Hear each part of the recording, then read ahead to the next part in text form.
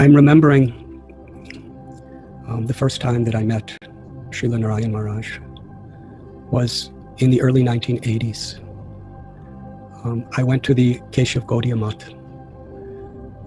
My special purpose at that time was to see the place where my beloved Guru Maharaj took sannyas in 1959. I had heard many times the recording of Srila Prabhupada speaking with such emotion and love toward his godbrother, Bhakti Pragyan Keshav Goswami Maharaj. Srila Prabhupada, on the occasion of the disappearance of Keshav Maharaj, he said he has gone back to the spiritual world to be with Krishna. And Srila Prabhupada, he was crying. He called Keshav Maharaj an ocean of mercy, Kripam Bhutir. And he declared that on behalf of his Guru Maharaj, Srila Bhaktisiddhanta Saraswati Thakur Prabhupada, Keshav Maharaj pulled him from material life, Prabhupada said, and gave him sannyas and sent him to the Western world. So while I was in the temple room where that historical pastime took place, meditating, praying, one brahmachari came in and brought me to the private quarters of Srila Narayana Maharaj. And at that first meeting, it was just the two of us. He exhibited such a compassionate, kind nature. Although I was so insignificant and so junior to him in every way, he gave so much respect.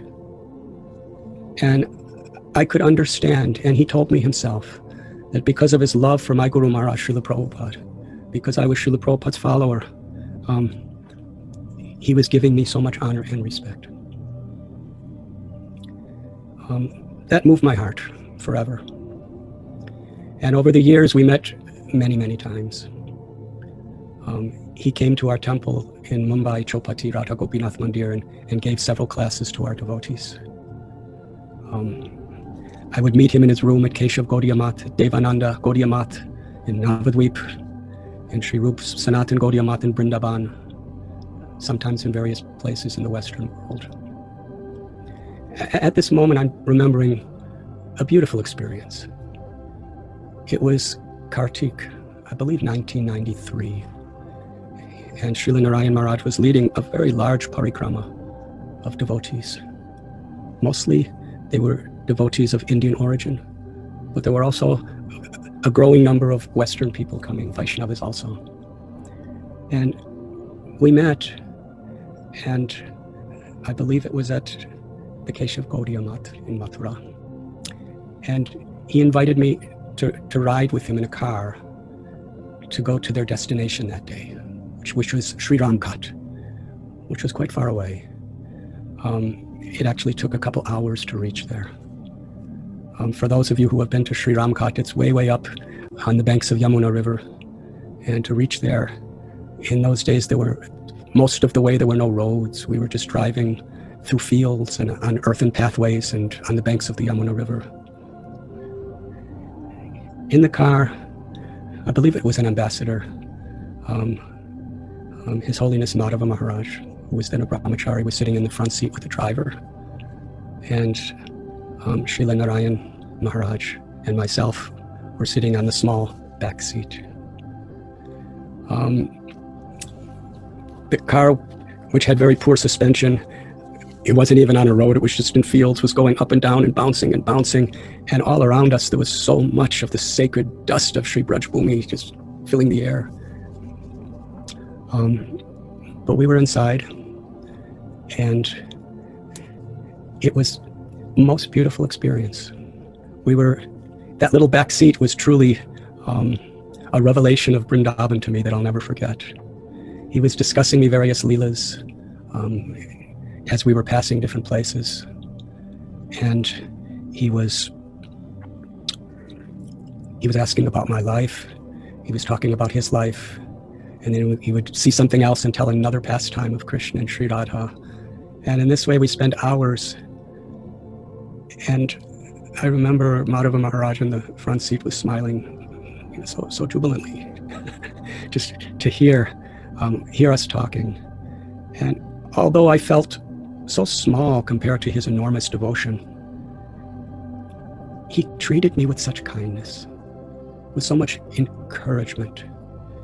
And I remember from time to time, as we were talking together, he would reach over and hold my hand. For probably a third of the drive, we were holding hands. And I was meditating on this verse, Vanchakalpatarubhyascha kripa sindhubhya evacha patitanam pavanebhyo vaishnavebhyo namo namah. I was meditating on how this is how Srila Prabhupada described Keshav Maharaj, and how I was feeling that kindness through his beloved disciple, Srila Narayana Maharaj. He invited me to join him several times in various places for his parikramas of Sri Vrindavan Dham. And whenever we met, regardless of the circumstances, it was always so sweet and filled with the experience that I read about in Sri Chaitanya Charitamrita. I'm remembering another time, it was in the Western world, where there was an ISKCON festival with leaders of ISKCON, just down the road from a festival of Srila Narayana Maharaj and about 100 followers. And this was at a time after this inconceivable tension was created between the two families. And because of that tension, things were said on both sides, things were done on both sides, and it's very sad, but in many ways it's inevitable in this world. So I went to visit Srila Narayana Maharaj, and when I came to the house he was staying, many of the leading devotees were very suspicious of me. They were quite neglectful toward me, which I happily accepted and deserved. And they had their doubts whether I should go in to see Narayana Maharaj. So I said, please ask him. So they did, and he invited me into his room. And when we met, it was just that reunion of love, respect, and affection between a senior and a junior. And a senior who had such humility, he was treating his junior like an equal. And for perhaps a half hour, we just exchanged affection. And it was beautiful. And I gave him some gifts, and he gave me gifts. And when I left his room, I was thinking of the nature of unity and diversity. The very basis of true Vaishnava etiquette is love. The idea of love is not just a sentimental thing. It's the ultimate goal of life. It's the singular thing that we as Vaishnavas are aspiring for. And Bhakti Yoga is the path to prema. It's in how we express our love. Why do millions of Canadians trust love that Krishna reveals his love? Mad Bhaktar Puja Vyadika. And Krishna accepts our love, especially through how we love his devotees.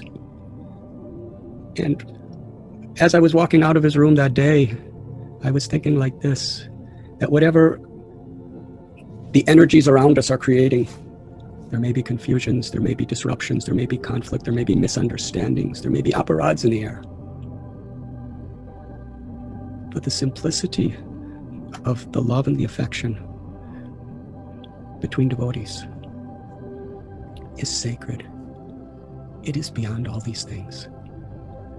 And in the many times since then that I had the wonderful fortune of meeting with Srila Narayana Maharaj, sometimes at Rup Sanatan Gaudiya Math, various places, that was always the spirit. At one time, things were being said between the camps, and I came to meet him, and he considered me to be a representative of ISKCON.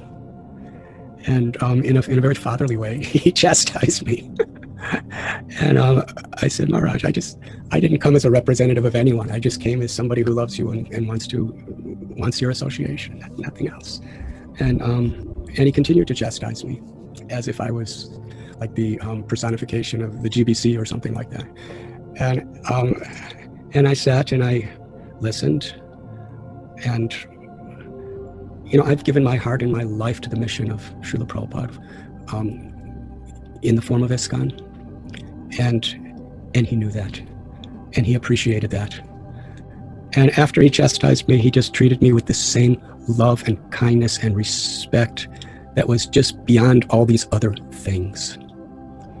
And I'm speaking this today because these types of experiences has very much made me who I am in the way I try to rise above to whatever extent I can, whatever differences we have, because differences there will be. And where is that place beyond it all? It's the love, the respect, the affection, and the kindness that we're meant to share with one another. In Vrindavan, there are conflicting camps between various wings of gopis.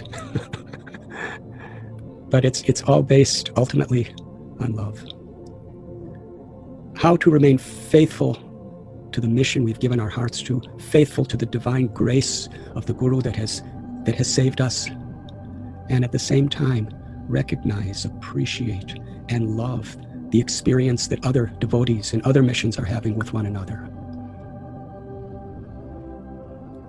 Not to convert, but to encourage, to inspire, to enliven. And that is the experience that I personally always had with Srila Narayana Maharaj. He was totally absorbed, always, in the loving service of Sri Radha Gopinath. And his life was to share it with us, through his lectures, through his writings, through his parikramas, through his kindness. And today, through the hearts of those who love him for each other, on this very auspicious day, my heart is with all of you to celebrate the centennial anniversary of the appearance of Srila Bhaktivedanta